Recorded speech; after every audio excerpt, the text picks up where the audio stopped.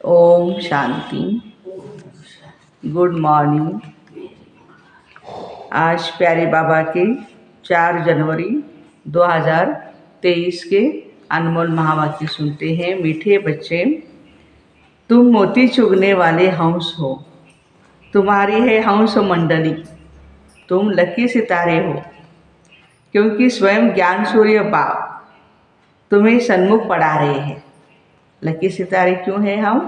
स्वयं ज्ञान सागर बाप या ज्ञान सूर्य बाप हम बच्चों को पढ़ा रहे हैं। प्रश्न, बाबा ने सभी बच्चों को कौन सी रोशनी दी है जिससे पुरुषार्थ तीव्र हो गया? उत्तर है, बाबा ने हम बच्चों को रोशनी दी है। बच्चे, अब इस ड्रामा की अंत है। तुम्हें नई दुनिया में चलना है। ऐसे नहीं जो मिलना होगा वो मिलेगा, नहीं। पुरुषार्थ है फर्स्ट। पवित्र बनकर औरों को पवित्र बनाना, यह बहुत बड़ी सेवा है। यह रोशनी आते ही तो बच्चों का पुरुषार्थ तीव्र हो गया। गीत है, तू प्यार का सागर है, तेरे एक बूंद के प्यासे हम। ओम शांति।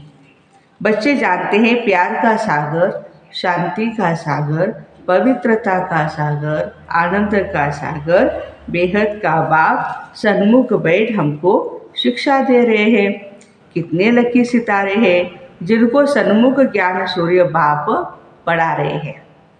अब जो बगुला मंडली थी वह हंस मंडली बन गई है। मोती चुगने लग गए। यह भाई बहन सब है हंस।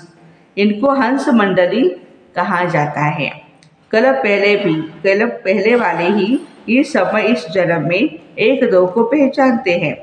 रूहानी पारलौकिक माँ बाप और भाई बहन तो आपस में एक दो को पहचानते हैं।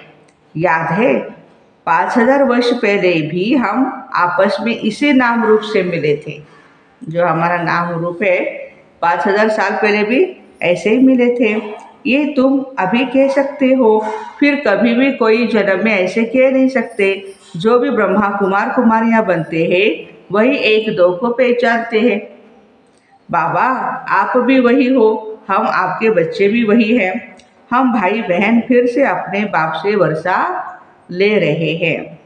अभी बाबा और बच्चे सन्मुख बैठे हैं, फिर यह नाम रूप आदि बदल जाएगा। जो अभी का नाम रूप है वो बाद में बदल जाएगा। सतयुग में लक्ष्मी नारायण ऐसे थोड़ी ही कहेंगे कि हम वही कल्प पहले वाले लक्ष्मी नारायण हैं। वह प्रजा थोड़ी कहेगी कि वही कल्प पहले वाले लक्ष्मी नारायण है। नहीं, कल्प का ज्ञान हम बच्चों को है अभी संगम युग पर। तो यह सिर्फ इस समय तुम बच्चे जानते, इस समय तुम बहुत कुछ जानते हो। पहले तो कुछ भी नहीं जानते थे। मैं ही कल्प के संगम युग आकर के अपनी पहचान देता हूँ। बच्चों को भी उनके 84 जन्मों की पहचान देता हूँ और खुद की भी। ये सिर्फ बेहद का बाप कहते हैं नई दुनिया की स्थापना, तो पुरानी दुनिया का विनाश भी जरूर होना चाहिए। यह है दोनों का संगम, कलयुग और सतयुग, इनके बीच का ही संगम है। ये बहुत कल्याणकारी युग है। सतयुग को व कलयुग को कल्याणकारी नहीं कहेंगे। देखो, सतयुग को व कलयुग को कल्याणकारी नहीं कहेंगे। कल्याणकारी किसको कहेंगे? संगम युग को। तुम्हारा यह अभी का जीवन अमूल्य है। इसी जीवन में कौड़ी से हीरे जैसा बनना है। इसलिए हीरे तुल्य युग है संगम युग। तुम बच्चे सच्चे सच्चे खुदाई खिदमतगार हो, ईश्वरीय सैल्वेशन आर्मी हो। ईश्वर आकर माया से तुमको लिबरेट करते हैं। तुम बच्चे जानते हो हमको इन पर्टिकुलर माना खास, और दुनिया को माना इन जनरल आम माया की जंजीरों से छुड़ाते हैं। ये भी ड्रामा में नूंद है। अब पढ़ाई, अच्छा बड़ाई किसको देवे? जिसकी एक्टिंग अच्छी होती है उनका ही नाम होता है। The best actor, the best singer, जो भी कुछ है तो उनका ही नाम होता है। तो बड़ाई भी परमपिता परमात्मा की ही होती है, क्योंकि उनकी एक्टिंग अच्छी है। अब धरती पर पाप आत्माओं का बहुत बोझ है।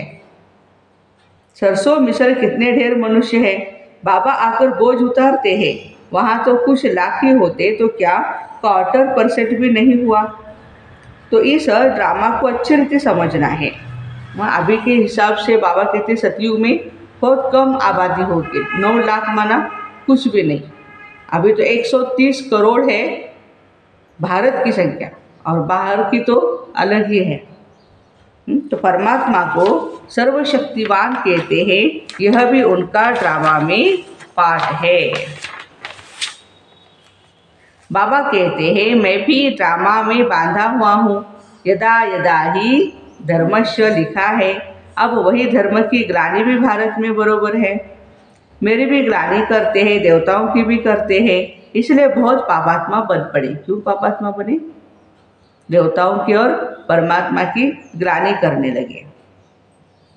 यह भी उन्हों को बनना ही है, सतो रजो तमो में आना ही है। तुम इस ड्रामा को समझ गए हो।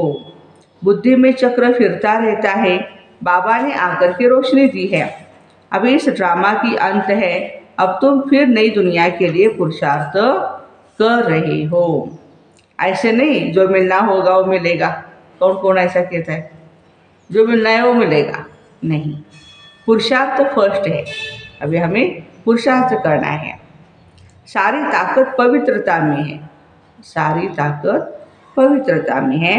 पवित्रता की बलिहारी है।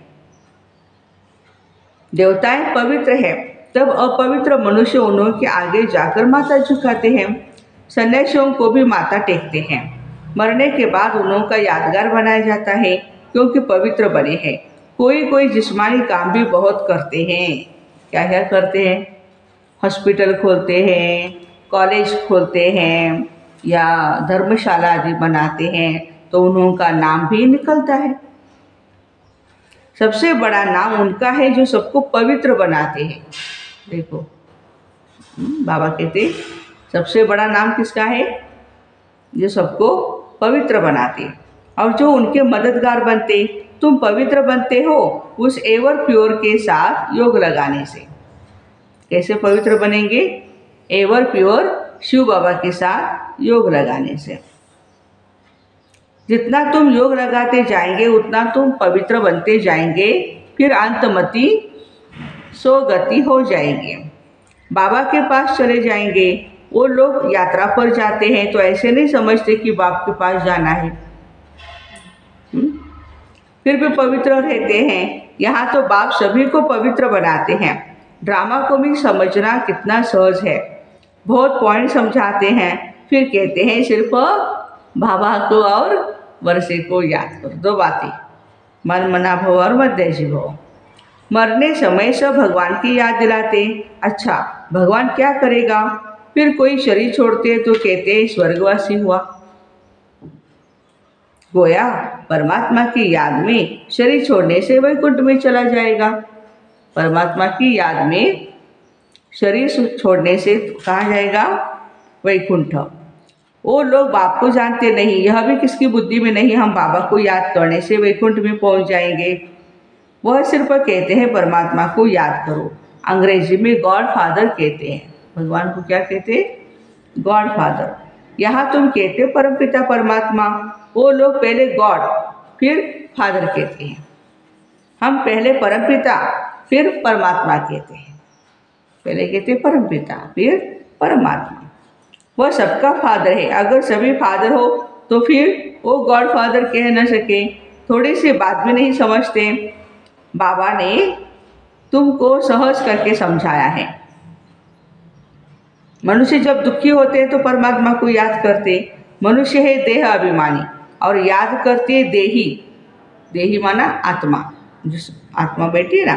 अगर परमात्मा सर्वव्यापी है तो आत्मा क्यों याद करे?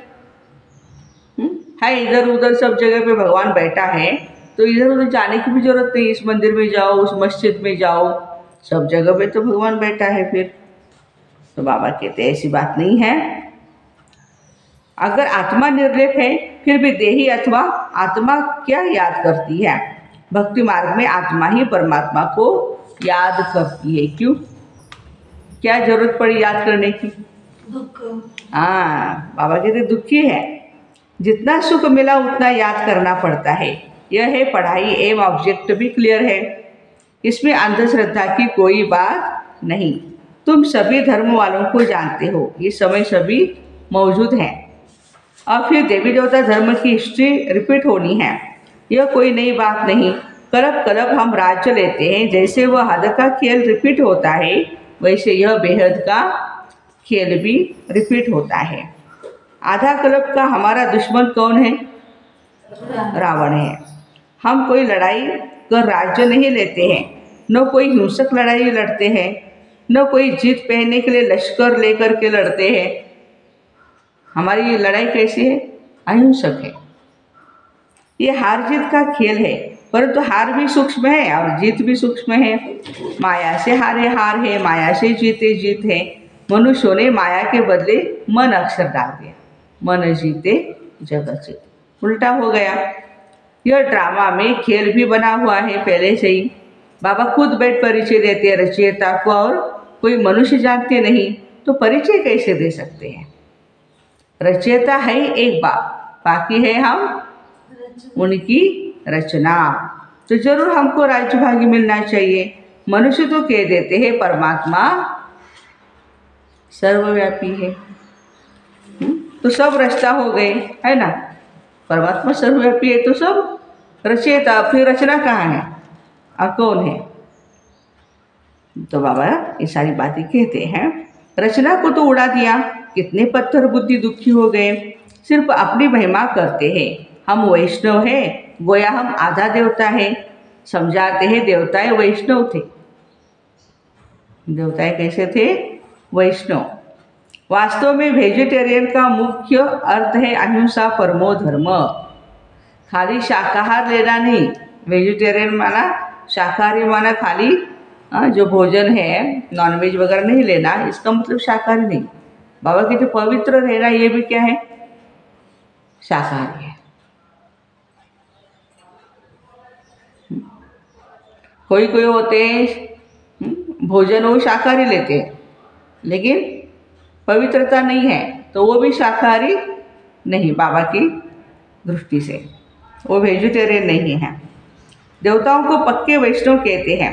ऐसे तो अपने को वैष्णव कहलाने वाले दुनिया में बहुत है, परंतु लक्ष्मी नारायण के राज्य में वैष्णव संप्रदाय पवित्र थे। अब उस वैष्णव संप्रदाय का राज्य कहाँ है? अब तुम ब्राह्मण बने हो, तुम ब्रह्मा कुमार कुमारियाँ हो, तो जरूर ब्रह्मा भी होगा।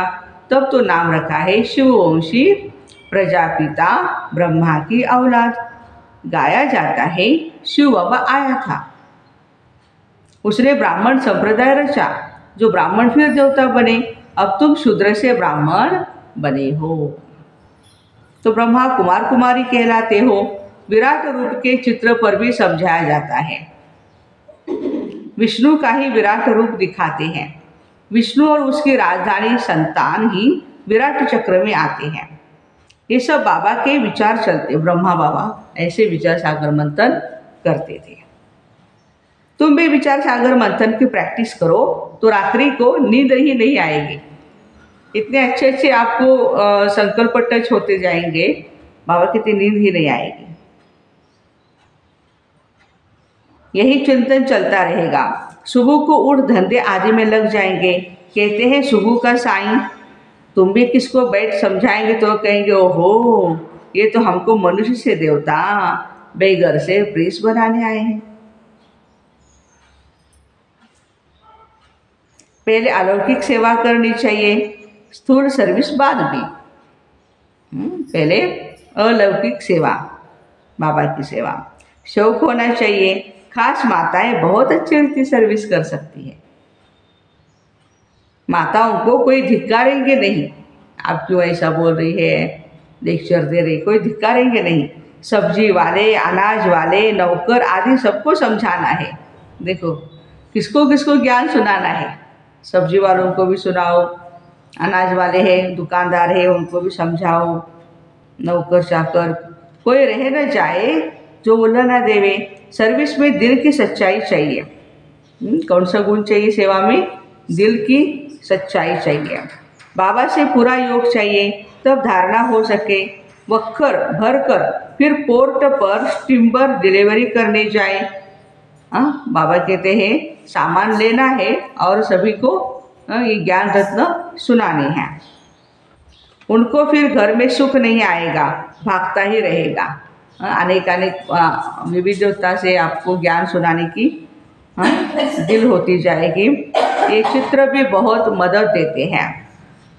कितना साफ है।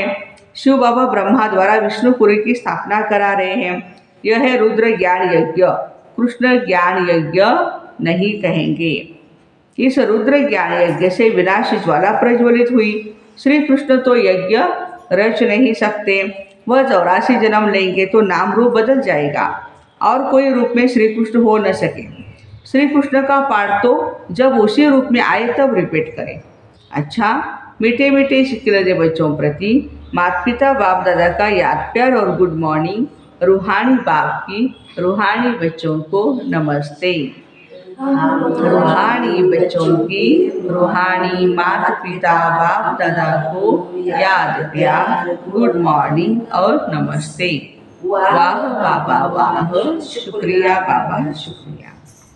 धारणा के लिए मुख्य सार है। पहली पॉइंट, सच्चे सच्चे खुदाई खिदमतगार अर्थात ईश्वरीय सैल्वेशन आर्मी बन। सबको माया से लिबरेट करना है। इस जीवन में कौड़ी से हीरे जैसा बनना है और बनाना है। सेकंड पॉइंट, जैसे बाबा विचार सागर मंथन करते हैं ऐसे ज्ञान का विचार सागर मंथन करना है। ब्रह्मा बाबा का भी बताया ना कैसे बाबा चिंतन करते थे, विराट चक्र कैसे है, विष्णु का है वगैरह। कल्याणकारी बन अलौकिक सेवा में तत्पर रहना है। दिल की सच्चाई से सेवा करनी है, ऐसी सेवा नहीं, दिल की सच्चाई से। वरदान है, छोटी छोटी अवज्ञाओं के बोझ को समाप्त कर सदा समर्थ रहने वाले श्रेष्ठ चरित्रवान भव। छोटी छोटी अवज्ञाओं के बोझ को समाप्त कर सदा समर्थ रहने वाले श्रेष्ठ चरित्रवान भव। जैसे अमृत वेले उठने की आज्ञा है तो उठकर बैठ जाते हैं बच्चे, लेकिन विधि से सिद्धि को प्राप्त नहीं करते। स्वीट साइलेंस के साथ साथ निद्रा की साइलेंस भी उसमें मिक्स हो जाती है। बाबा की आज्ञा है किसी भी आत्मा को न दुख दो न दुख लो। इसमें दुख तो देते नहीं हैं लेकिन लेते जल्दी है। क्रोध तो नहीं करते लेकिन रोग में आ जाते हैं। ऐसी छोटी छोटी अवज्ञाएं मन को भारी कर देती है। अब इन्हें समाप्त कर आज्ञाकारी चरित्र का चित्र बनाओ, तब कहेंगे सदा समर्थ चरित्रवान आत्मा। आज का स्लोगन है, सम्मान मांगने के बजाय सबको सम्मान दो तो सबका सम्मान मिलता ही रहेगा। सम्मान मांगने के बजाय सबको सम्मान दो तो सबका सम्मान मिलता रहेगा।